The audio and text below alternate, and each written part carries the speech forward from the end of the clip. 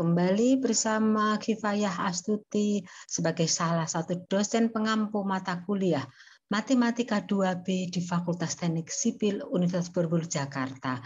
Pada minggu keempat ini kita akan membahas mengenai definisi apa itu basis dari vektor. Minggu pertama kita telah mempelajari tentang himpunan vektor-vektor dikatakan dapat dinyatakan sebagai kombinasi linear apabila dapat dibuat persamaan vektor di mana skalar K1 kali V1 ditambah skalar K1 kali V2 sama dengan sembarang vektor itu persamaan vektor di mana nanti dari persamaan vektor adalah komponen yang letak sama, nanti dikatakan dapat dinyatakan sebagai kombinasi linear apabila dapat ketemu nilai skalar-skalar K1, K2 dan seterusnya. Itu namanya dapat dinyatakan kombinasi linear. Akan tetapi kalau tidak dapat ketemu nilai itu namanya tidak dapat dinyatakan kombinasi linear. Itu minggu pertama. Minggu kedua kita bahas tentang mengenai bebas linear. Vektor himpunan S dikatakan bebas linear apabila vektor S itu anggotanya vektor V1 kalikan K skalar 1 ditambah K2 kali vektor dan seterusnya sama dengan vektor 0. Tergantung ruang vektornya. Itu persamaan vektor. Maka persamaan vektor dulu kalau diselesaikan menjadi persamaan linear akan jika ketemu nilai K-nya yang solusi tunggal, yaitu tunggal yang bagaimana? K1 sama dengan K2 sama dengan 0. Maka himpunan vektor itu adalah bebas linear. Akan tetapi apabila terdapat solusi banyak di mana K1 nilainya tergantung dari K2 itu namanya saling bergantung linear. Maka himpunan S itu dikatakan saling bergantung. Jadi saling bergantung itu namanya BGL, kalau bebas linear namanya BBL. Ternyata Anda semua tidak menjabarkan secara detail dapat ditarik kesimpulan himpunan vektor S dikatakan bebas linear apabila nilai determinan vektor S itu tidak sama dengan 0, itu bebas linear. Sebaliknya, kalau nilai determinannya dari vektor S itu 0, maka bergantung linear. Itu pertemuan kedua. Sedangkan pertemuan yang ketiga kita mau mengenai himpunan vektor dikatakan merentang. Merentang itu artinya apa? Membangun ruang. Ternyata ada hubungannya dengan minggu pertama. Himpunan S dikatakan merentang apabila untuk vektor sembarang selalu dapat dinyatakan kombinasi linear. Artinya vektor S itu vektor anggotanya dikalikan skalar K1 kali V ditambah K2 kali V2 akan ketemu nilai skalar K1 hingga merentang karena ketemu K1 dan seterusnya sehingga merentang atau mengeruang.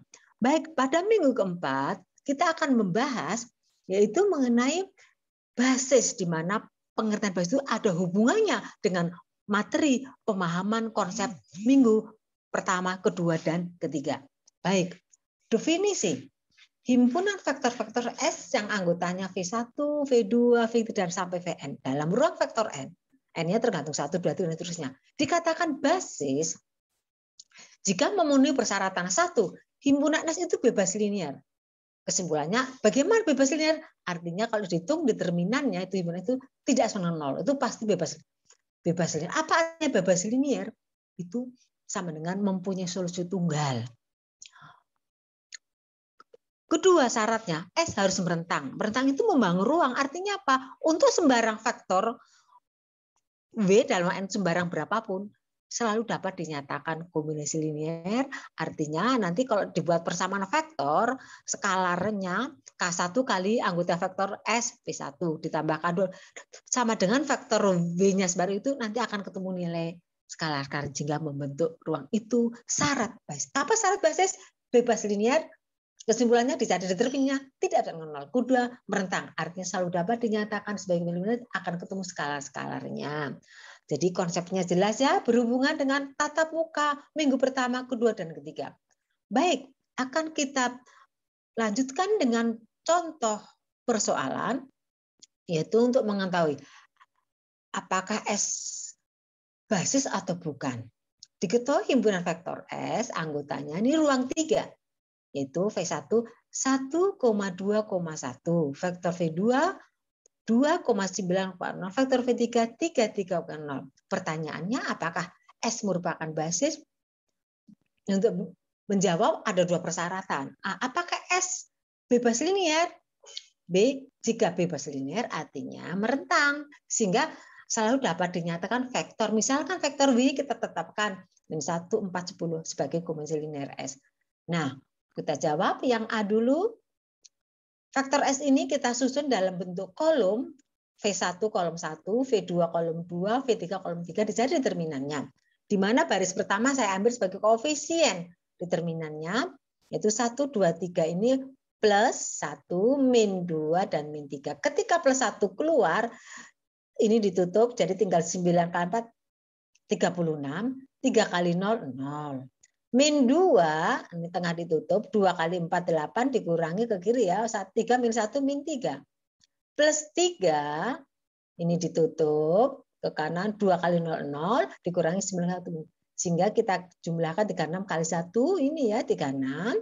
Kemudian 8 dikurang 3, 5. 5 kali min 2 jadi min 10. Kemudian min 9 kali 3, min 27. Kalau kita hitung, 36 min 1 tidak sama, maka jelas bebas linear. Kalau bebas linear itu selalu, insya Allah, untuk faktor 9 selalu dapat dicari nilai K1, K2 atau merentang. Ya, saya ulangi, karena S bebas linear, maka untuk sembarang vektor selalu dapat dinyatakan sebagai bebas linear dengan S. Misalkan kita tetapkan vektor W-nya, yaitu sembarangnya min 1, 4,10. Persamaan vektor kombinasi linearnya, yaitu vektor V1, kita masukkan K1 kali vektor V1 ditambah K2 kali vektor V2 ditambah K3 kali vektor V3, sama dengan vektor W-nya. Ini persamaan vektor. Kita jalankan, itu kombinasi letak sama. Artinya, 1 kali K1 ditambah 2 kali K2 ditambah 3 sama dengan min 1 menjadi persamaan pertama. Komponen kedua, persamaan kedua, 2 kali K1 ditambah 9 kali K2 ditambah 3 kali K3 sama dengan 4. Persamaan kedua. Persamaan ketiga, komponen yang ketiga. 1 kali K1 ditambah 0 kali K2, 0. Ditambah 4 kali sama dengan 10. Jadi karena determinan S tidak, maka persamaan lain dapat ditentukan nilai skalarsnya. Anda bisa mencarikan dengan metode Cramer boleh atau dengan metode counter. Dan hal ini Ibu akan coba dengan metode counter. Nanti Anda selanjutnya bisa dicoba dengan metode Cramer, hasilnya pasti sama. Oke. Kita bawa dalam bentuk dalam persamaan matriks, sistem persamaan linear ini dengan variabel K1, K2, dan K3. Kolom koefisien K1 mengisi kolom 1. 1, 2, 1. Kolom kedua diisi untuk koefisien K2. 2, 9, 0, 0. Bukan 0 ya. Koefisien K3 mengisi kolom ketiga 3, 3, 4. Kemudian sama dengan garis lurus, ini ruas kanan min 1, 4, 10. Nah, persamaan 3, jadi bujur sangkarnya itu diagonal ditetapkan sama 3 dengan 3 variabel, ini diagonal utama.